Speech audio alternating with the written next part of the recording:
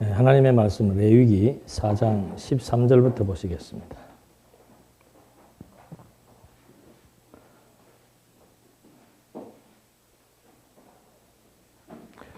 레위기 4장 13절 만일 이스라엘 온 회중이 부지 중에 잘못하고 그 일이 회중의 눈에 감추어졌을지라도 여호와께서 하지 말라고 하신 모든 계명 가운데 하나라도 했다면 그들은 죄가 있으며 그들이 범한 죄가 알려지면 회중은 솥대 중에서 숫송아지를 속죄 제물로 드려야 하고 그들은 회방 앞으로 그것을 가져올 것이며 회중의 장로들은 여호와 앞에서 숫송아지의 머리에 안수하고 그 송아지를 여호와 앞에서 잡을 것이며 기름 부음 받은 제사장은 숫송아지 피를 조금 회막으로 가져가서 그 제사장이 손가락에 그 피를 적시어 휘장 앞 여호와 앞에서 7번 뿌리고 그 피를 조금을 회막 안 여호와 앞에 있는 제단 뿔에 바르고 그 나머지 피는 모두 회막 입구에 있는 번제단 바닥에 쏟아야 한다. 그는 숫송아지에게서 기름을 모두 떼어내어 제단 위에서 불살라야 하는데 속죄 제물의 숫송아지에게 한 것 같이 그 숫송아지에게도 그렇게 해야 한다. 이처럼 제사장이 그들을 위하여 속죄하면 그들이 용서받을 것이다. 그는 그 숫송아지를 진 밖으로 가져가서 처음 숫송아지를 불살랐던 것 같이 그것을 불살할 것이니 이것이 회중을 위한 속죄제이다. 지금 하나님께서는 속죄 예물에 대한 규례를 명하고 계십니다. 그러니까 속죄라고 하는 하나님께서 이 속죄 규례를 명하시는 이유가 있죠. 왜 백성들에게 속죄 제사를 드리게 하는가? 그 이유는 직접적인 이유는 물론 백성들의 죄를 사하기 위해서입니다. 그러나 근본적인 이유는 뭔가?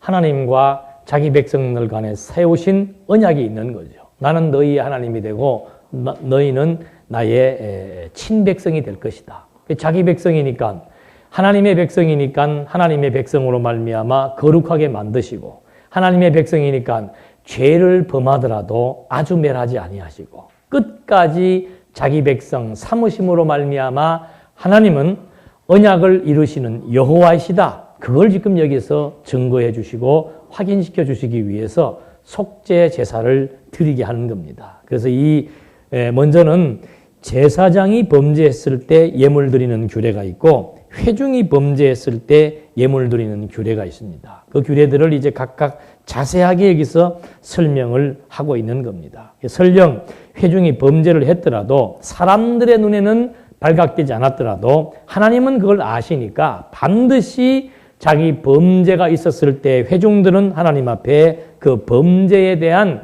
속죄함을 얻어야 된다는 전제를 가지고 지금 하나하나 제사 규례에 대한 설명을 해주고 있는 것이죠. 그래서 범죄가 알려지게 되면은 회중은 솥대 중에서 숫송아지를 하나 잡고 장로는 이제 장로가 할 일이 있습니다. 회중은 숫송아지를 가져오고 장로는 그 숫송아지에게 안수해서 백성들의 죄를 숫송아지에게 다 전가시켜 덮어 씌운다 그랬습니다.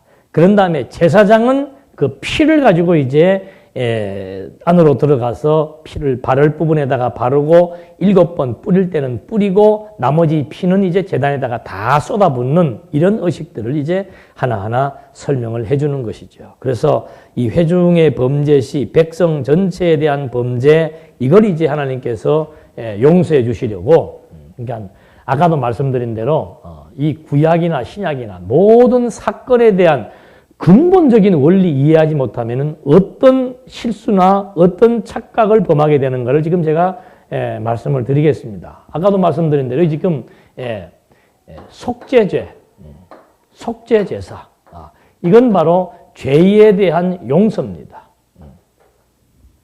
이게 굉장히 중요하다 그랬죠? 왜 중요한가? 1차적으로는 죄 용서 그러면은 회개가 떠오릅니다.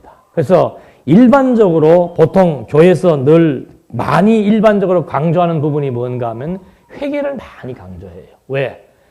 그리스도께서 뭐 했기 때문에? 내 죄를 용서해 주었기 때문에.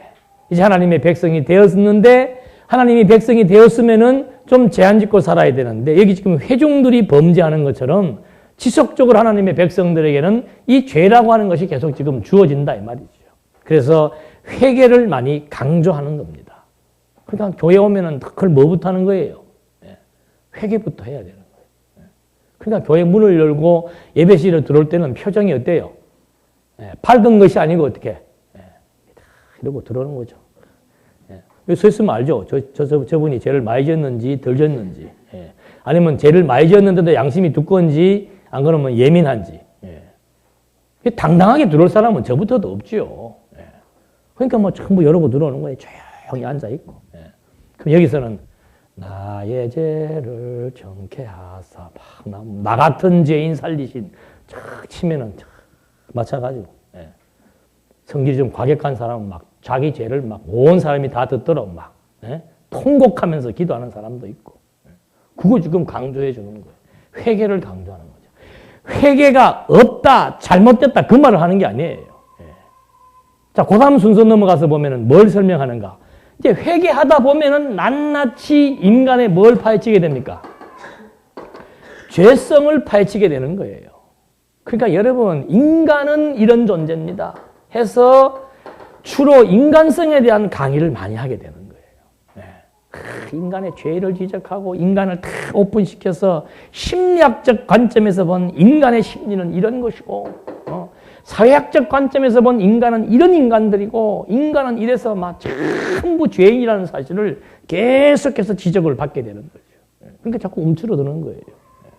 그리고 이런 강의는 들으면은 계속해서 남는 게 뭐만 남는가? 아, 인간은 이런 것이구나. 그 여러분들에 대한 설교를 제가 제대로 올바로 한 것인지, 여러분들이 올바로 들었는지는 마지막 남는 거 보면 아는 거예요. 올바로 제가 강의를 했다면은 여러분의 마음에는 맞아, 하나님은 이런 분이시다. 그게 딱 남으면은 올바른 강의를 했고, 올바른 강의라고 전제했을 때는 올바른 강의를 들었은 분들은 그게 남아야 되는 거예요. 근데 어떤 분들은 쭉 하고 내 나름대로 올바르게 해도 마지막에 좀 이렇게 물어보면은 아주 잔 가지들.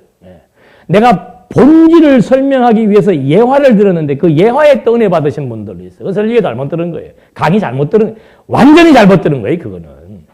뭐 은혜만 받으면 되지. 아니에요.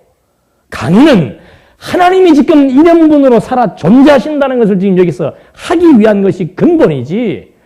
뭐 그거 설명하기 위해서 물론 우스갯말도 할 수 있고 예화도 들 수 있고 또 다른 책들을 통해서 뭐 인용도 할 수 있습니다만은 그런 것들이 중요한 것들이 아닌데, 이상하게 청중들의 반응을 살펴보면은 거의 60%, 70%의 청중들은 본질을 놓쳐버리고 주변 것들에 관심이 많은 지금 교회들이 많단 말이에요.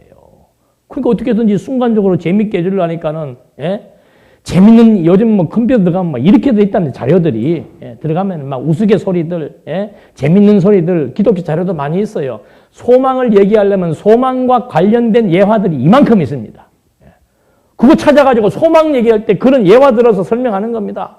뭐 완전히 뭐 망망대해에서 지금 막 뭐 물에 빠져가 다 죽어가는 사람이 나는 살아야 되겠다는 산 소망 때문에 그 집념이 결국은 거북이를 만나게 되었고 거북이 등을 타고 살아났습니다. 여러분, 어떤 절망 가운데서도 소망을 버리시면 안 됩니다. 라고 하는 그 소망과 제가 오전에 말씀드린 그 소망과 아마 하나님에 대한 관심이 없는 분은 어떤 게 더 진하게 와닿겠습니까? 맞아. 내가 꿈이 있으면 어떤 절망 속에서라도 거북이를 만날 수 있다. 좌절하면 안 된다. 그것이 남을 것이고, 하나님 중심으로 강의를 들은 사람은 맞아. 반드시 하나님은 여호와이시기 때문에 그리스도는 오신다. 이렇게 생각을 할 것이고, 똑같은 강의라도 하는 관점에 따라 다르고 듣는 관점에 따라 다르다 그 말입니다. 이 말씀을 드리는 이유는 강의를 할 때도 체계적으로, 들을 때도 체계적으로 들어야 되는 거예요. 그러니까 저는 그러잖아요. 요 무슨 4, 50분, 요 1시간 가지고 여러분의 생각을 바꾸고 여러분의 마음에 막 은혜를 끼치고 여러분들을 막 기쁘게 즐겁게 막 감동 주고 그런데 신경 안 쓰는 거예요. 왜? 우리의 강의라고 하는 것은 총체적인 강의를 66권 전체의 틀 속에서 나와야 되고 그 전체의 체계가 우리 머릿속에 자리 잡히지 않으면은 우리는 절대 미래에 대한 소망을 가질 수가 없습니다. 보이지 않는 하나님을 믿을 수가 없습니다. 하나님과 재물은 견줄 수 있는 막강한 겁니다. 그 재물을 저버리고 하나님에게 산 소망을 둔다? 있을 수가 없는 일입니다. 그래서 멀리 생각을 갖고 전체를 가지고 차근차근 체계적으로 강의를 하고 강의를 듣지 않으면은 그런 체계가 이게 구성되지 않게 되고, 그거 구성되지 않으면은 10년 아니라 20년, 30년을 공부하고 믿어도 말짱 헛거되는 거예요. 그저 인간 얘기하면 그게 좋은 거야. 이거 잘못된, 이 부분에 멈춘다면 이건 잘못된 거예요. 인간의 무엇을 여러분들에게 지금 증거하기 위한 건 아닙니다. 그 다음에 조금 더, 좀 건전하게 하는 경우가 뭔가? 그리스도의 구속 설명하는 거예요. 이건 우리 늘 듣는 얘기 아니에요? 예수님께서 누굴 위해 죽으셨는가? 나를 위해 죽으셨습니다. 그 오늘 아침에도 어느 유명한 강사님 설교하다 보니까, 여러분, 예수님이 우리를 위해서 십자가에서 희생당하셨습니다. 모세가 구약에 손을 들고 기도했던 것처럼 예수님은 십자가에서 손을 들고 우리를 위해 죽으신 겁니다. 이거 하나만 가지고도 우리는 감지덕지하게 알아야 되고 감사하며 살아야 됩니다. 아멘. 맞아. 날 위해 죽으셨지. 그러니까 그리스도의 사역의 총체적인 의미, 본질적인 의도가 뭔지를 알지 못하고 기껏 해봐야 여기에요. 날 위해 죽으신 예수님. 그래서 맨날 나와 세상은 간 곳 없고 주와 십자가만 보이는 이 단계에서만 머물러 버리는 거예요. 그 다음에 조금 더 올라가면은, 그래서 이분은 무엇입니까? 사랑이십니다. 우리는 원수를 사랑할 수 없습니다. 우리는 이웃을 사랑할 수 없습니다. 그리스도의 사랑이 우리에게 이렇게 표현되고 이렇게 나타난 겁니다. 여러분, 하나님은 사랑하십니다. 여러분을 사랑하십니다. 여러분 좌절하거나 실망하지 마십시오. 하나님이 우리를 극진하게 사랑하고 계십니다. 좋아요, 싫어요? 다 이거 싫어할 사람 없다니까요. 하나님의 사랑 얘기만 하면 눈물이 나고, 친정어머니가 생각이 나고, 연상되어지는 것 자체가 지금 완전히 다른 방향으로 흘러간다 이 말이에요. 이거 일반적으로 구분하기 힘듭니다. 하나님의 사랑 얘기하는 게 뭐가 나빠요? 그리스도의 구속 얘기하는 게 뭐가 나쁩니까? 인간의 모습을 보라는 것이 뭐가 잘못된 거예요?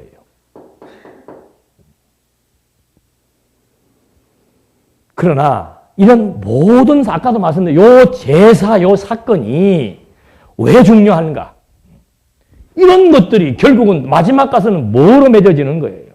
하나님은 왜 우리에게 사랑을 보여주었고, 왜 그리스도가 우리에게 구속을 증거해 주었고, 왜 우리의 죄가 무엇인지를 깨닫게 해줬는가? 하나님은 언약하시고 언약대로 성취하시는 여호와로 존재하신다. 그게 근본입니다. 그게 근본이에요. 그게 확인되어져서 하나님에 대한, 정말 하나님이 살아계신다. 어떠한 분으로 살아계시는가? 그게 믿어지는 게 신앙이란 말입니다. 그게 믿어져야 그 하나님에 대한 의지, 하나님에 대한 신앙에 의해서 힘이 나는 거예요. 거기에서 생동감이 넘치는 것이고, 거기에서 좌절이 없어지는 것이고, 거기에서 절망감으로 벗어나는 것이고, 이것이 우리를 우울증에서 벗어나게 해주는 것이지, 그 부분이 전부 부분이에요. 이거 부분이란 말입니다. 이 얘기를 해도 결국은 이렇게 매듭이 져야 되는 겁니다. 이 얘기도 왜 구속하셨는가를 설명해야지, 예수님이 우리 죄를 위해 죽었습니다. 심판조로 나가는 것은 그건 정말 여러분들을 기만하는 건 줄 알아야 돼요. 청중들을 기만하는 게 뭔가? 청중들을 울리는 겁니다. 심판조로 인간의 감정을 자극해서. 근데 사람들은, 좀 옅은 사람들은, 깊이가 없는 사람들은, 대중들은 대부분 이 심판을 좋아하는 거예요. 심판을. 맞아, 나는 죄야. 나 같은 건, 나 같은 죄인. 자책하고 자학하고. 아니면 그냥 예수님이 날 구원, 뭐 어떻게 했단 말이에요? 구원을 왜 했냐? 사랑해서 했다. 그 다음은 또 뭐야, 이게? 그래서 여러분들에게 이게 초보자들에게는 딱딱하게 들릴 줄 몰라요. 그건 할 수 없어요.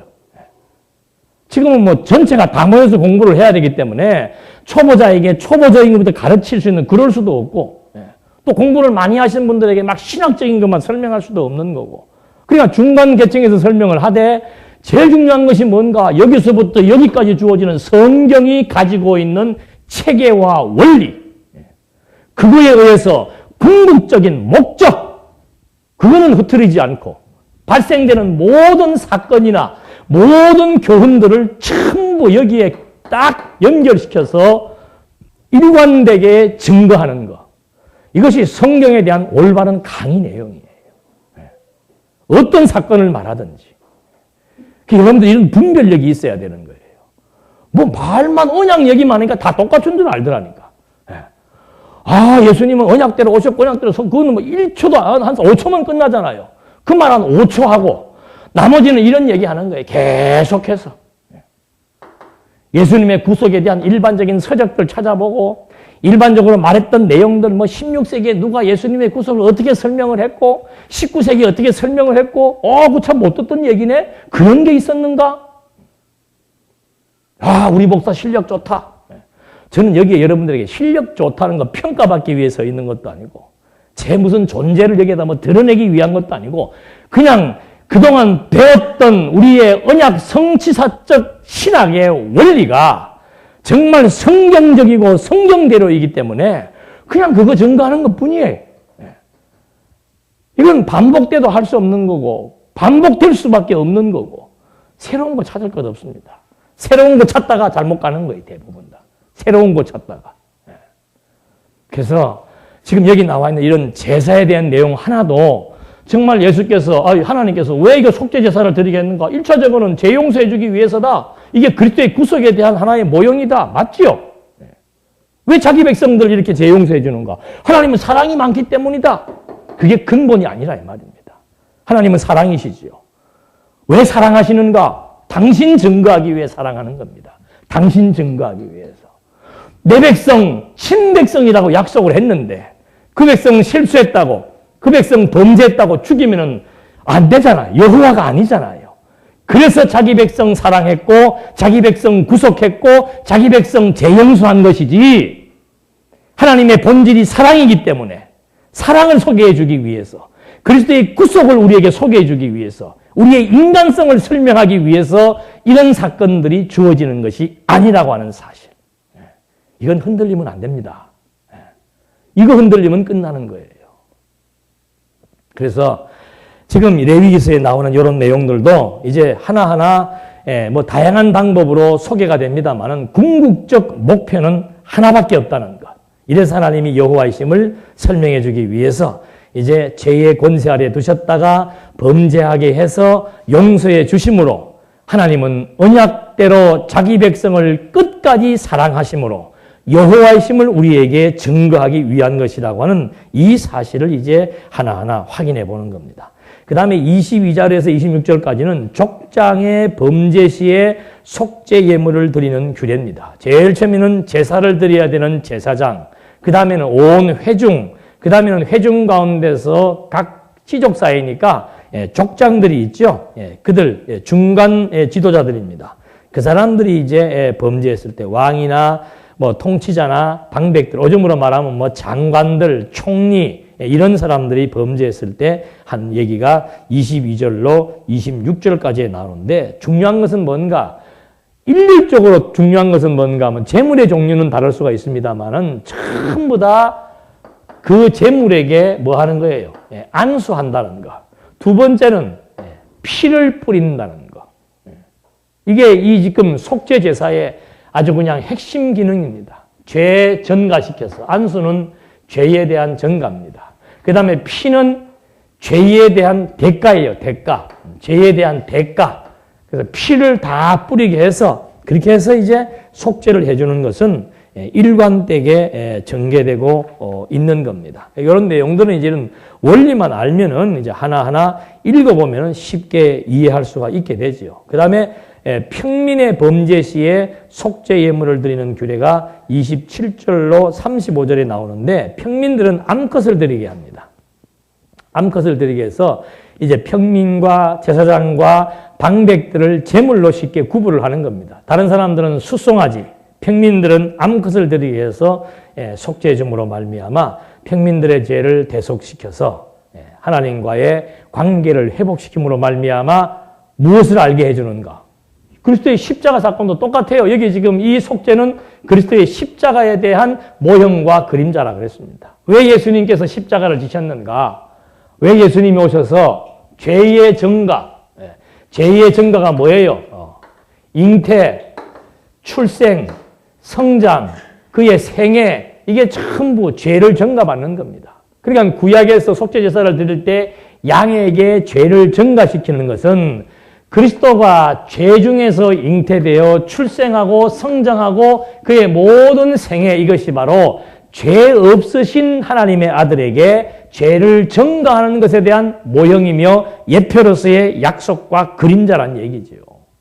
그렇게 해서 그리스도가 이제 뭐가 되는가? 제물이 되시는 거예요. 여기 지금 제물 나와 있는 것처럼 이렇게 죄를 증가받은 제물이 죽어서 피를 뿌리고 바르는 의식, 이것은 바로 그리스도가 십자가에서 죽으시고 매장당하실 것에 대한 모형이며 예표로서의 약속이라 그 말입니다.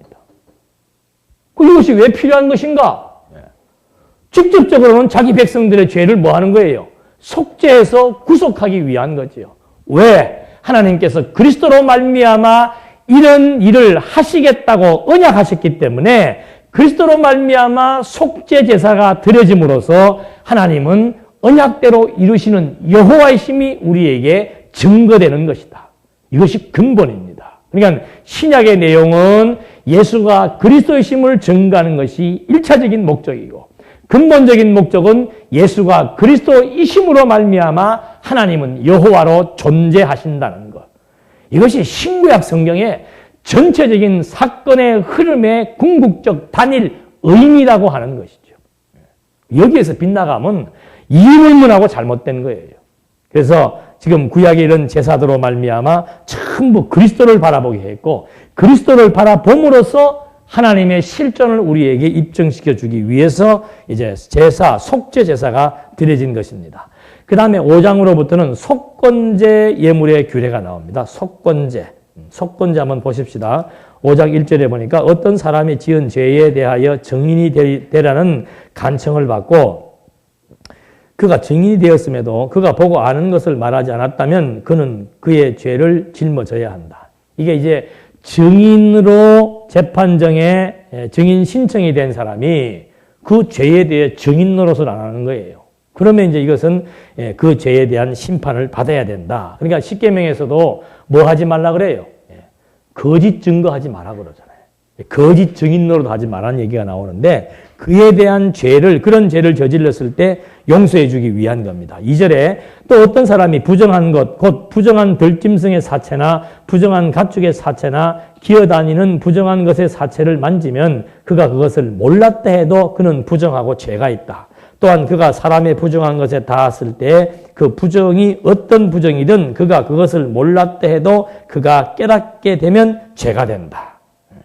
또 어떤 사람이 악을 행하거나 선을 행하겠다고 무심코 입술로 맹세하면 그 사람이 맹세로 무심코 말한 것이 무엇이든 그것을 몰랐다 해도 그가 깨닫게 되면 그는 그것들 중 하나로 죄가 있으니 그것들 중 하나를 어겼다면 지은 죄를 자복하고 자신이 잘못한 죄가로 인하여 여호와께 속건 제물을 드려야 하며 그가 양떼 가운데서 어린 양 암컷이나 염소 새끼를 속죄제물로 드리면 제사장은 그의 범죄에 대하여 그를 위해 속죄할 것이다. 속건제의 제목은 증인 거짓 증거할 때 또는 해야 될 증인으로 노릇을 하지 않을 때 그 다음에는 부정한 것을 만졌을 때 시체를 가까이 하지 마라 그러잖아요.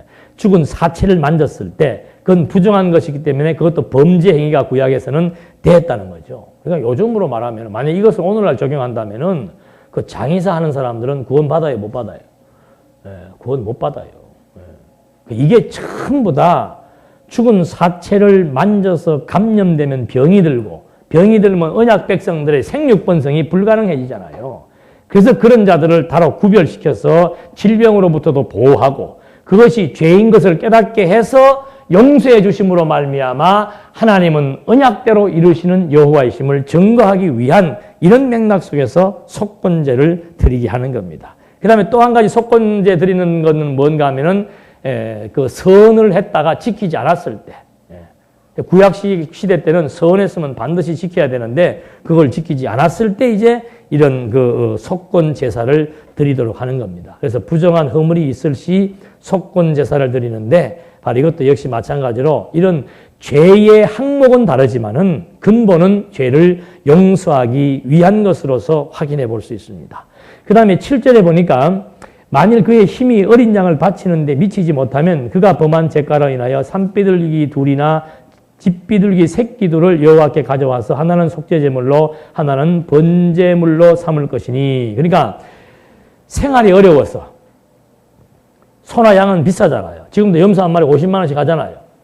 생활이 어려워가지고 염소나 양이나 소를 드리지 못할 사람들에게도 이 용서를 받을 수 있는 기회는 누구에게나 하나님의 언약 백성이면 누구에게나 이 기회가 다 주어지게 하시는 하나님의 배려예요.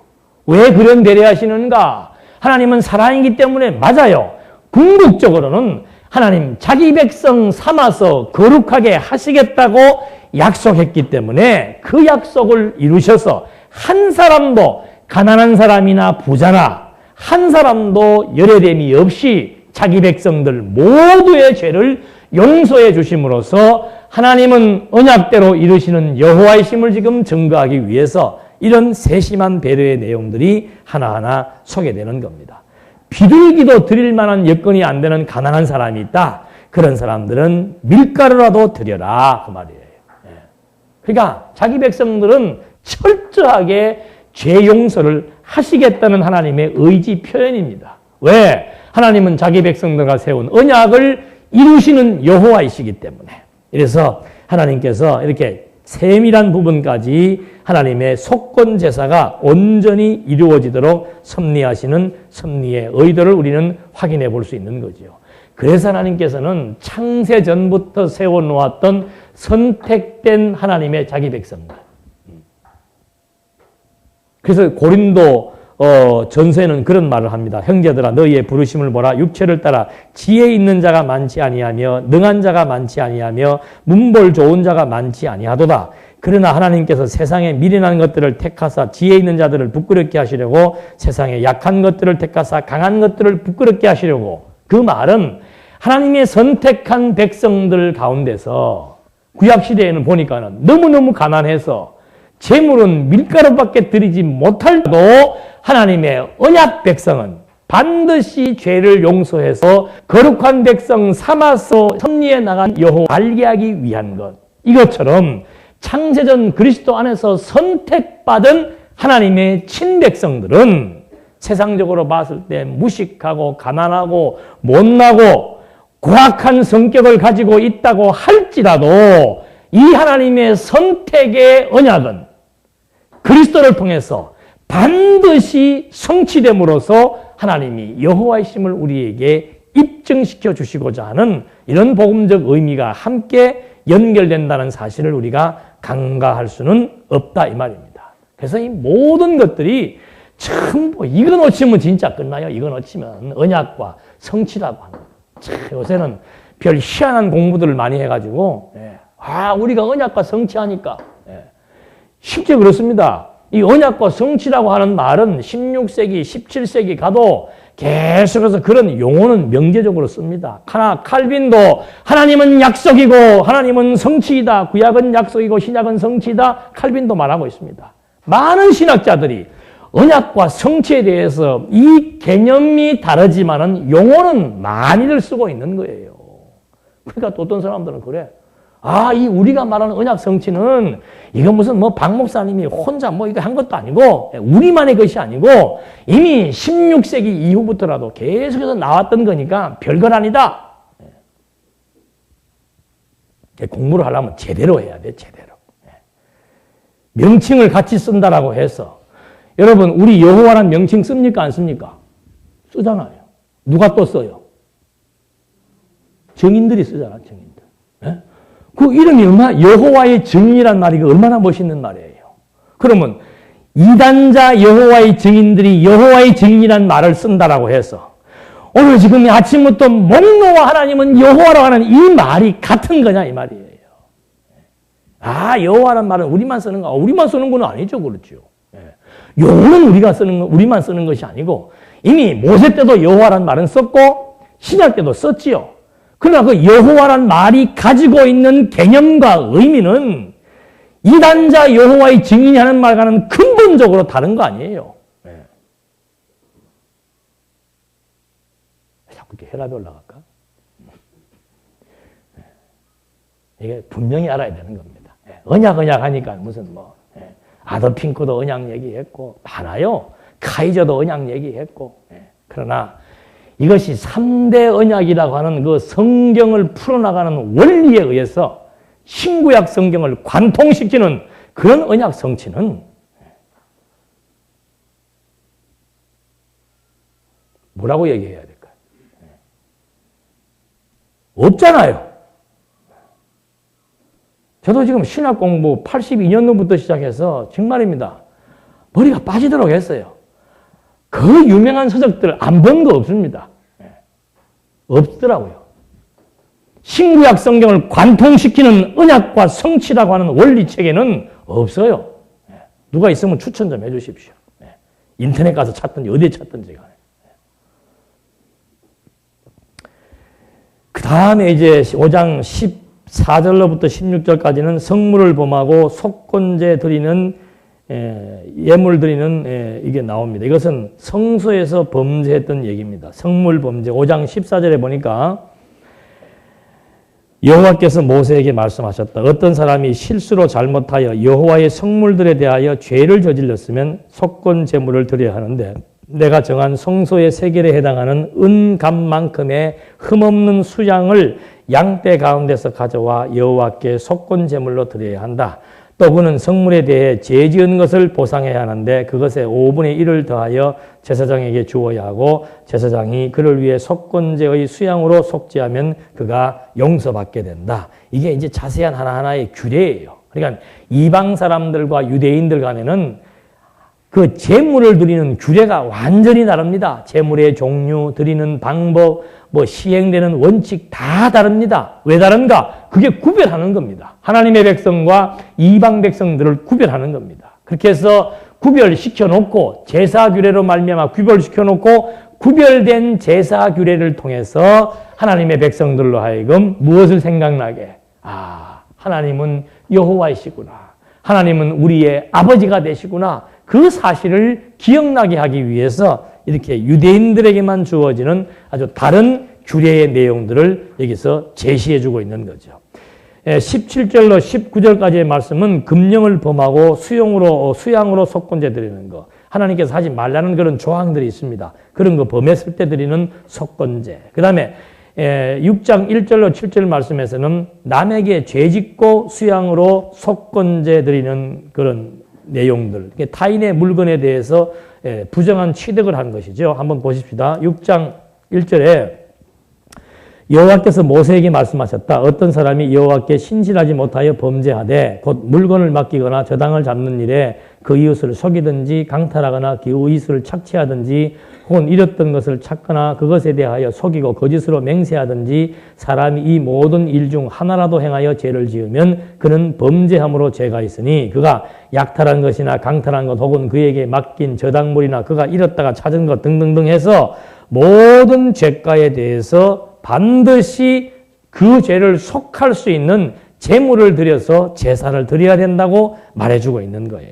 그러니까 이런 모든 범죄를 6장 2절에 뭐라고 얘기했는가 하면 어떤 사람이 여호와께 신실하지 못하여. 그게 범죄라고 하는 것은 왜 범죄가 발생되는가? 또 이런 것들을 왜 죄로 규정하는가? 죄란 무엇인가? 우리는 죄 그러면은 자꾸 나와 너 사이에 지금 발생되는 사건을 자꾸 죄라 보는 거예요. 내가 이분에게 100만 원을 구워줬으면은 이자를 한 10,000원만 받으면 되는데 50만 원 이자를 받은 거예요. 그게 부당이득이에요. 그거 죄입니까? 아닙니까? 국가에서 죄로 정하잖아요. 근데 성경에도 지금 그 얘기를 하는 거예요. 고리대금업자들에 대해서 그것이 죄란 말입니다. 그게 왜 죄가 되는가? 이 사람에게 이자를 너무 많은 고리로 취득했기 때문에 죄가 되는 것이 아니고 그것이 여호와께 죄가 된다 그 말이죠. 여호와께 죄가 된다. 네. 하나님께서 그런 거 하지 하나님께서 하지 말라고 했기 때문에 그게 죄가 되는 거예요. 우리는 사회에서 법으로 정해놨기 때문에 죄가 되지만 성경이 말하는 죄라고 하는 것은 하나님께서 그렇게 하지 말라고 했기 때문에 왜? 하나님이 싫어하시는 거니까. 하나님이 싫어하시는 것을 하지 말라고 했는데 그걸 한 것이기 때문에 그게 죄가 되는 거라 그 말입니다. 그래서 여호와께 신실하지 못하면 하나님이 어떤 분이신 줄 알지 못하고 하나님의 약속의 말씀이 믿어지지 않아서 자기 좋은 대로 행했다면은 그것이 다 죄라 그 말이죠. 지금 우리도 뭐 죄와 율법과 은혜 보면은 아주 신학적으로 민감한 내용이 뭔가 하나님은 죄의 조성자다 막 그런 것 때문에 지금 막 학교에서도 막 시끄러운 일들이 지금도 지금 있고 있는데 딴 거 없습니다. 한마디만 물어보면 되잖아요. 하나님이 없으면은 죄가 성립됩니까? 안 됩니까? 하나님이 안 계시는데 무슨 죄가 성립이 돼요? 하나님이 안 계시는데. 지금 이런 말들이 중요한 단서가 되는 겁니다. 분명히 내가 범죄 행위는 이 사람에게 했는데 지금 모세는 뭐라고 말했는가? 여호와께 신실하지 못한 자들에 대한 범죄라고 지금 규정을 하고 있는 거예요. 죄라고 하는 것은 우리끼리 무슨 인륜적인 것, 도덕적인 걸 말하는 게 아니에요. 하나님의 싫어하시는 것을 내 마음에 구체화시켜서 하나님의 뜻을 알지 못하고 내 뜻, 내 욕망, 내 좋은 대로 하려고 하면서 행동한 것은 범죄고 행동하는 마음이 바로 죄라고 지금 성경은 규정하고 있는 거죠. 그러니까 그런 내면적인 죄에 대한 부분을 말했을 때 여기에 드러나지 않는 사람이 한 사람도 없고 죄인 아닌 사람이 한 사람도 있을 수가 없게 되어 있는 거죠. 하나님 앞에 신실한 사람이 어디가 있습니까? 한 사람도 없지요.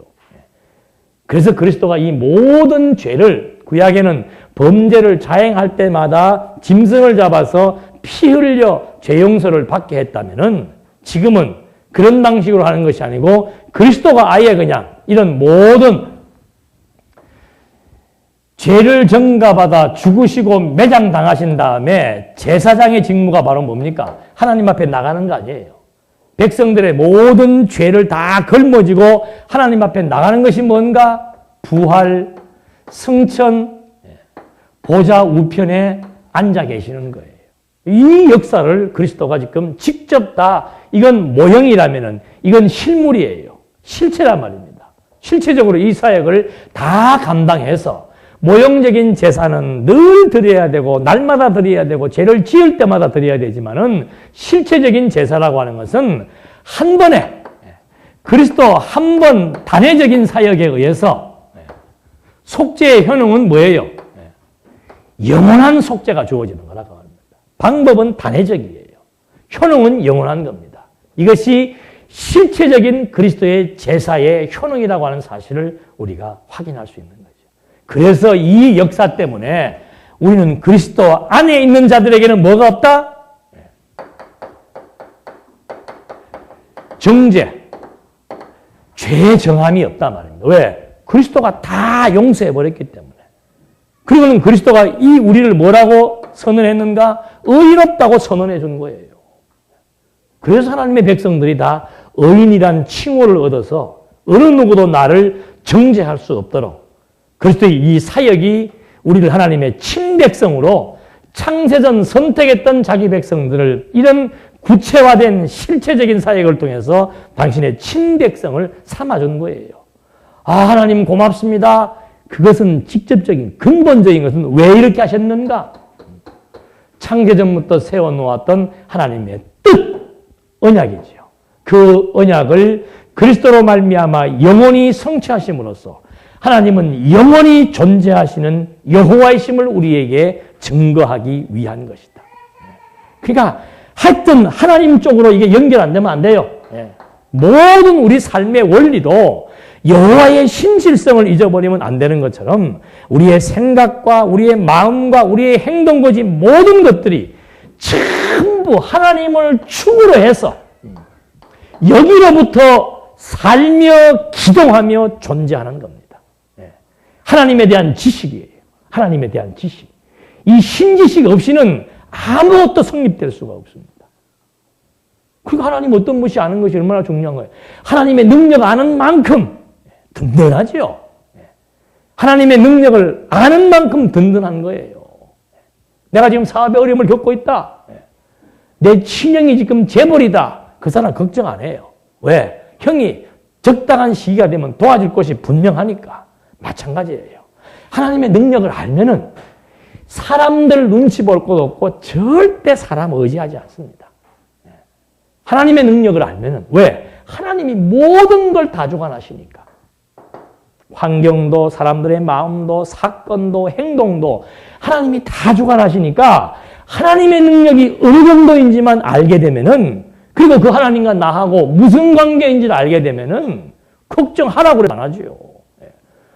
하나님이 나를 친백성과 아들이다 인쳐주었는데 그 얼마나 그 증거를 보여주기 위해서 그리스도를 십자가에 못 박은 것을 우리에게 산 증거물로 보여주었는데 그 하나님의 능력자, 그 하나님의 능력이 나와 함께해서 내 삶의 처음과 나중과 과정을 철저하게 하나님의 뜻대로 보호하고 인도하고 지도하심이 너무도 분명한데 이게 신에 대한 지식이란 말입니다. 그게 확고한데 사람 눈치 볼 게 뭐 있어요? 사람들의 평가가 뭐가 두렵습니까? 되면 어떻고 안 되면 어때요? 하나님의 기쁘신 뜻을 따라 지금 잘 진행되고 있는 일인데 그래서 이것이 가장 고상한 지식이구나. 그 어떤 지식도 하나님에 대한 지식보다는 고상한 것이 없구나. 확실한 것이 없구나. 진리인 것이 없구나. 그래서 이 지식이 가장 고상하기에 하나님 아버지 우리에게 이 지식을 가질 수 있는 지혜와 계시의 정신을 주셔서 하나님이 어떤 분이신 줄 알게 하셔서 하나님 여호와이심을 믿고 의지하는 그 힘으로 여호와 찬송하며 경외하며 살게 해 주소서. 이것이 우리의 소원이고 이것이 우리의 삶을 통한 기도이며 이것이 하나님의 존재를 안다라고 하는 것에 대한 어떤 것인 것을 우리에게 증거해 주는 것이 되는 겁니다. 기도하시겠습니다.